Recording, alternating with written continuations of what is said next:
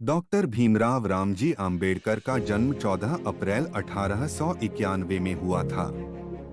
वे रामजी मालोजी सकपाल और भीमाबाई मुर्बादकर की 14वीं व अंतिम संतान थे।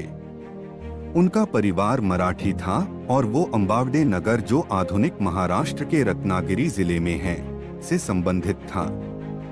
अनेक समकालीन राजनीतिज्ञों को देखते हुए उनकी जीवनावधि कुछ कम थी।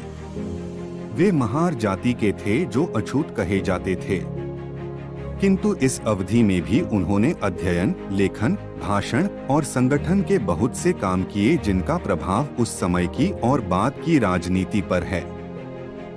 भीमराव अंबेडकर का जन्म निम्न वर्ण की महार जाति में हुआ था।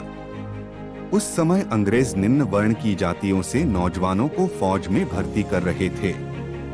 आम्बेडकर के पूर्वज लंबे समय तक ब्रिटिश ईस्ट इंडिया कंपनी की सेना में कार्यरत थे और भीमराव के पिता रामजी आम्बेडकर ब्रिटिश फौज में सूबेदार थे और कुछ समय तक एक फौजी स्कूल में अध्यापक भी रहे।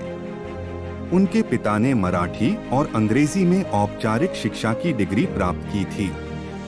वह शिक्षा का महत्व समझते थे और भीमराव की पढ़ाई लिखाई पर उन्होंने बहुत ध्यान दिया। संविधान निर्माता भीमराव अंबेडकर के नाम के साथ BA, MA, MSc, PhD, barrister, DSC आदि कुल 26 उपाधियां जुड़ी हैं। 1936 में अंबेडकर ने स्वतंत्र लेबर पार्टी की स्थापना की।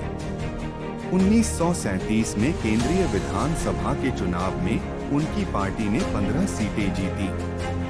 अंबेडकर ने अपने राजनीतिक दल के परिवर्तन को अखिल भारतीय अनुसूचित जाति संघ में बदल दिया।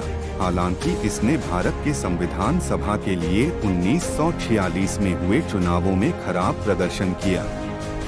अंबेडकर ने कांग्रेस और महात्मा गांधी के अछूत समुदाय को हरिजन कहने के फैसले पर आपत्ति जताई। उन्होंने कहा कि अछूत समुदाय के सदस्य भी समाज के अन्य सदस्यों के समान हैं।